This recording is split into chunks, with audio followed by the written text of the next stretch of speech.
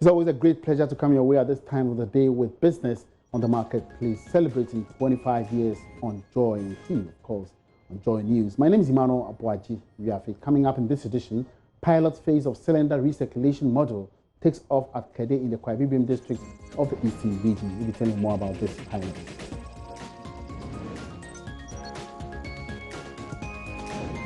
Also in the bulletin, coronavirus hits cedi's sustained appreciation as investors begin to turn to gold as a safe haven.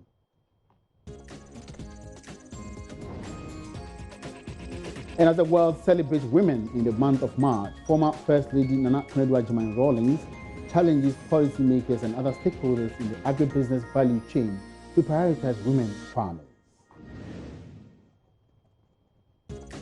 I'll bring you details of all these stories shortly on the marketplace. Don't go.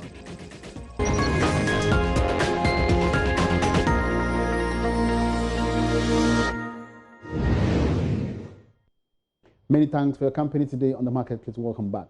The cylinder recirculation module is being piloted at Kede in the Kwabibim district of the Eastern region with 38,471 cylinders up for distribution.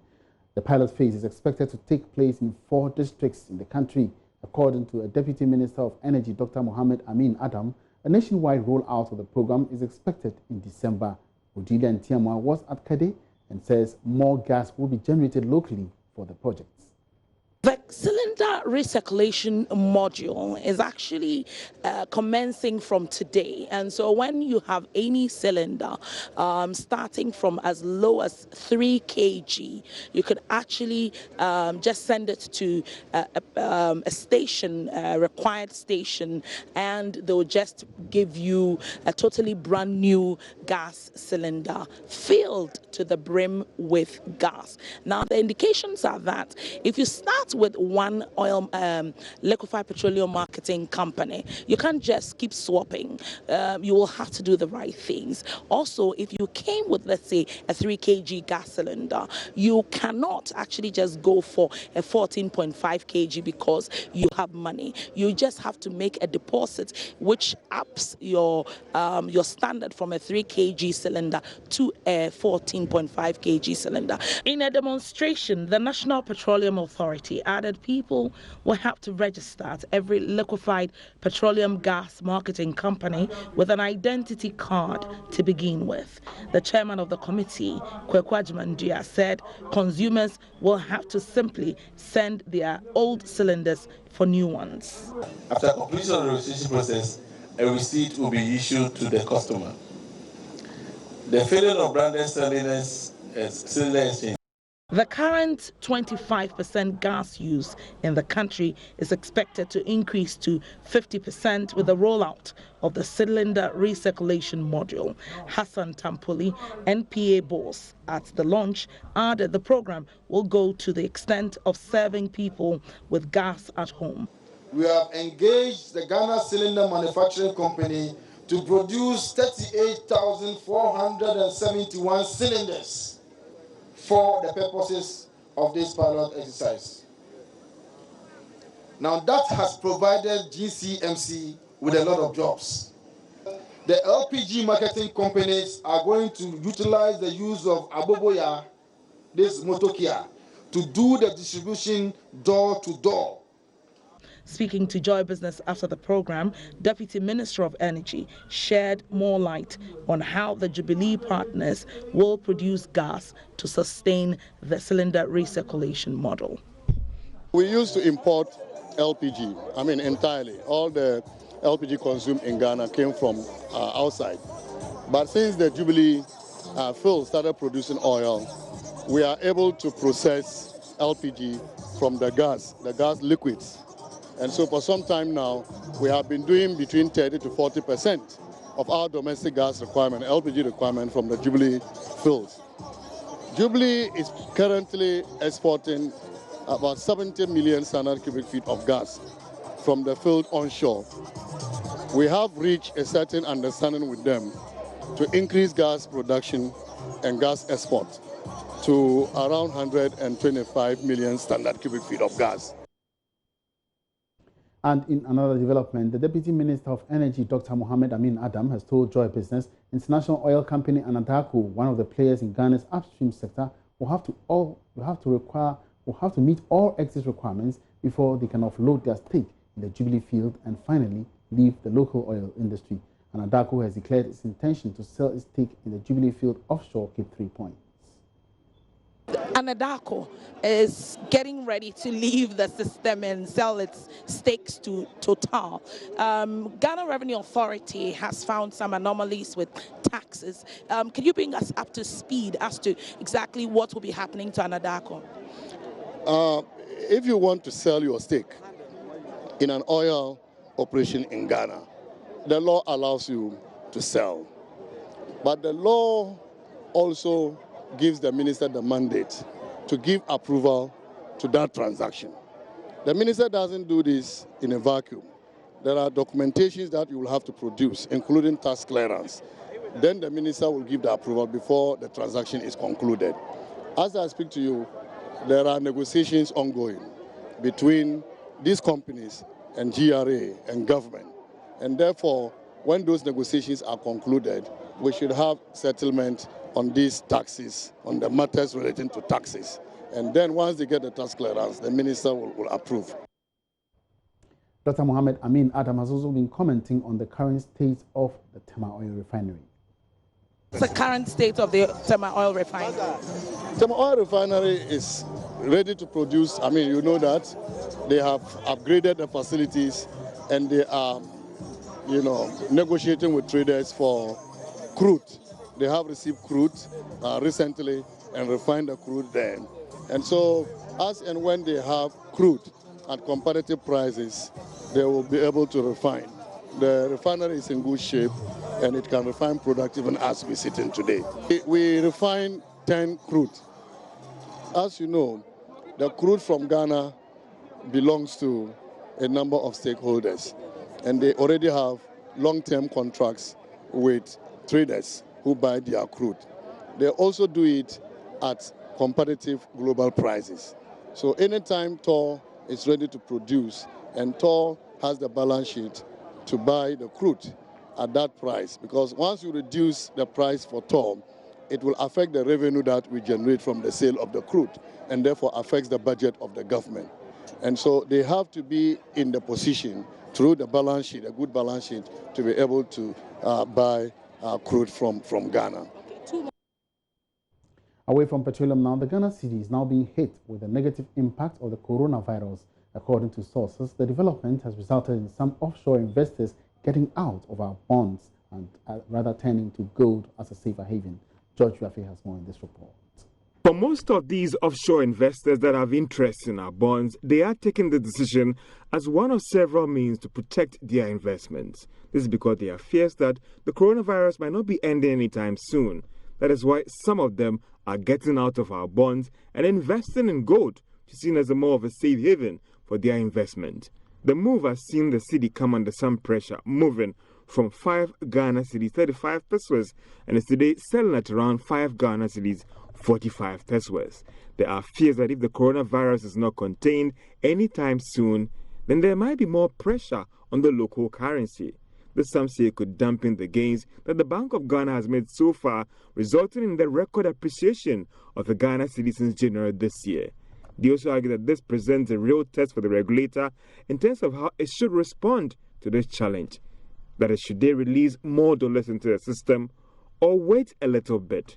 We also understand that the recent sharp appreciation of the Ghana cedi was not as a result of less demand of dollars by businesses that were doing various transactions on the China route. Others are also of the view that the U.S. Central Bank decision to cut their interest rates by 50 basis points as an emergency move because of the coronavirus may work for countries like Ghana, as it could push these investors back into our bonds. Meanwhile, as the deadly coronavirus continues to claim many lives globally, the Ghana Telecom's chamber says it has responded to the call by the Ghana Health Service for use of its platforms to help prevent the spread in Ghana. According to Ken Ashibe, the action plan, which will be under the auspices of the Ministry of Communications, will be implemented in 2 phases after it is finalized next week. Ken Ashibe spoke with Joy Business during a book launch by MTN Ghana. also be able to, working together with the Ministry of Health and other partners, come up with a disaster preparedness and response plan such that if what we are praying against should not even happen, what are the things that we're going to do? And these are the partnerships that telecommunication can do with industry, with the state, with other partners to be able to help Ghanaians live a better life. So one asks, what exactly are the telecoms doing? Because when it comes to the coronavirus, it has to do with health. So telecoms coming together with the Ministry of Communications, and what role are you going to be playing? So definitely now we have two phases at this particular stage, which we hope that would continue, where there will be no reported confirmed case in Ghana. What we definitely would want to do is the Ministry of some short code, we would explore the possibilities of being able to offer some toll-free numbers to that, citizens would be able to reach out to duty bearers for. We would also want to be able to use our networks to be able to send out the right information so that the right information will be given to Ghanaians, will be able to dispel a lot of the rumors, be able to ensure that people know what actually they need to do. And then definitely we are also reaching out to the telecoms players within other markets that even have the situation, so that we'll be able to learn from what happens there. We're reaching out to people like GSMA and all of that to be able to take some learning out of that. The second phase, if that should happen, we also need to prepare for that. We also need to then look at how we can use the telecommunication industry, even the data that we have, anonymized data, to be able to predict movements that happen, be able to deploy apps that would help people know what to do when these things happen, and also the possibility of these apps even running even if you don't have data. So there are other things, but a lot of this we'll be able to develop well when we meet the Ministry of Health and the Ghana Health Service. Then we can develop the strategy. How soon are we expecting this? Very soon. We're meeting sometime on Monday. This is Live on the Market. Please, we're taking a quick break here. We'll be right back with more points.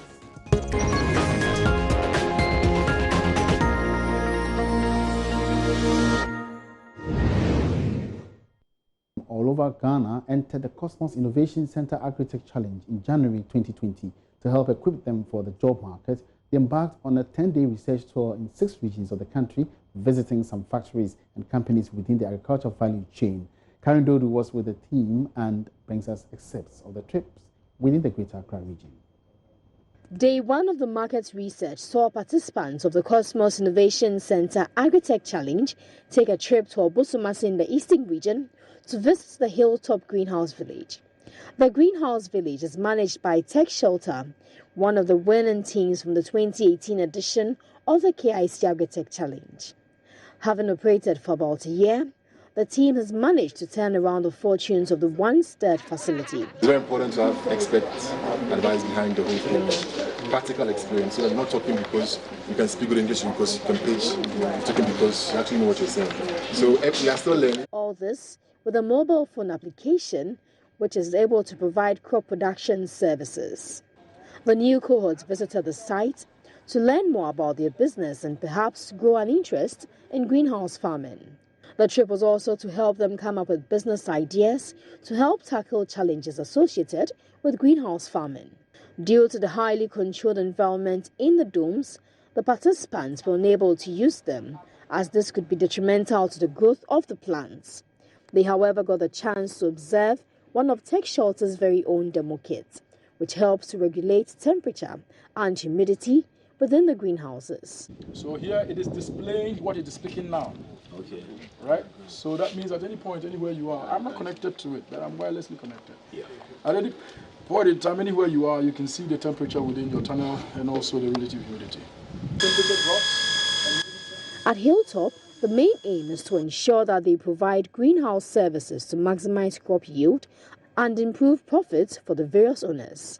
Public Relations Officer for Tech Shelter, Gifty Kwashi, had a word of advice for them. They should take it with all seriousness and identify problems in the system. Fine, people are solving some, but we can't solve it all. We need more hands in the agriculture space, right from production, whatsoever, across the agriculture value chain. They should identify problems, because there are teething problems in the agriculture sector we need to solve. So what I'll tell them is that they should really be serious about what they want to identify in the agriculture sector and come up with innovative solutions to help us move forward as a country. At the end of the visit, some participants were inspired by the story of Team Tech Shelter.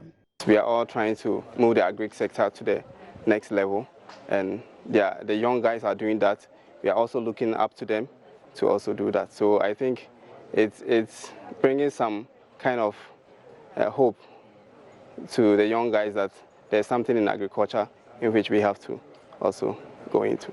So I got to understand that if you really want something to be different from the other, you need a design, a proper design. Next stop was Blue Skies Limited, a food processing company which started production in 1958 and noted for its popular fruit juices, ice creams and food chops. The company has a labor force of 3,000 workers in Ghana, 2 factories in Egypt and South Africa, as well as 1 in Benin and the UK. Although the company is popular in Ghana for fruit juice production, the juices form about 5% of its total production, with a chunk exported to the European market. Upon the KIC team's arrival at the factory, which is located near Nsawam in the eastern region, Public Affairs Manager Alice Tejimate welcomed the team and briefed them with the background of Blue Skies Company and the mission behind its existence. Supply to the 15 most premium supermarket chains in Europe. If I say premium, it means premium. Our products are not sold by any roadside shop like you can see in After the welcome, the team was taken on a tour of the factory to understand their mode of operations. They were exposed to some of the challenges affecting fruit cultivation and production in Ghana. We sort the ripe ones from the unripe ones. So any fruit that goes into production have been sorted. So we don't just send them in batch, whether it is ripe or not. No, we don't want to waste anything. So that's how our system is done. So when you come here during the day, you see so many fruits packed all over. After the sightseeing, it was obvious the participants had learned from the Blue Sky story and were ready to make a positive impact in society. The moment you turn different, or the moment you become innovative, or the entrepreneurial spirit begin to burn in you, you tend to sort of like get a lot of haters. That is where whatever fire that is in your belly, you should come out boldly and explain to people you want to work with, or teams that you want to come up with to initiate whatever that is burning in your belly. I'm really inspired, and to know that like a Ghanaian company is making it this big out there, like owning factories in like a whole lot of like countries around the world. Having like a huge market in Europe especially is like a big inspiration for me. So I'm actually looking forward, hoping that a day will come where most people from here will actually end up like establishing most Blue Skies around the world. It was quite late when their first day on the market research trip ended, but the Agrotechis were not perturbed, as the experience was an eye-opener to the realities in the agriculture value chain. Option. I said Day 2 of the market research took the Agrotechis to the Ghana Flowers and Grains Limited, located in Dowenya, in the Greater Accra region. Although the Dutch-owned company is the leading producer of fresh flowers in Ghana, about 98% of the flowers produced are exported to the international market. Joseph Apia Ado, manager for the local content of the factory, officially received the team. There's no special thinking. So somebody sat down. He knew. The ladies here, I'm very sure that when it's Valentine and I bring you one of our flowers, you will tell me, the flower. That is it. But for him, the flower business is the best when you go to Holland. Okay? So he thought that, look, let me find a place here in Ghana and locate the business. And let me be very, very frank. Initially, it wasn't that easy. Every businessman, including you, should have it at the back of your mind. That you don't start business today and hope to what? Start the business should start bearing fruit for you to enjoy. Although majority of the flowers produced are exported to the international market, the local market equally plays a vital role within the company's business value chain. Being a part of the Ghana Free Zone's enclave, the country works hand in hand with outgrowers as well as depends heavily on labor from the community. Like their previous visits to the other factories, the Agrotech were given a brief on the history behind the company, their method of production, and most importantly, some challenges they face. This was of immense interest to the Agrotech as they were hopeful that this may lead to potential business ideas. However, Mr. Adwapia encouraged them not to create any business, but ones that are really cut out to solve pressing problems. You and I, if we are going to go into the field of business, then we must go into an area where we are not, Ghana here, we are copy. The moment somebody is doing something, you want to do the same thing. So, and you know, your lecturers have told you, you must be innovative, you must be creative, you must do thinking, and you must have a lot of time to sit, think through, plan, come up with the idea, and the idea is always here. Once you give it a lot of attention, something will pop up. Sometimes it pops up in your bathroom. Sometimes even where you're on your water closet, the idea will pop up. And that will be it for the marketplace today. Many thanks to the company. For more business news, log on to myjoyonline.com/business. Have a good afternoon.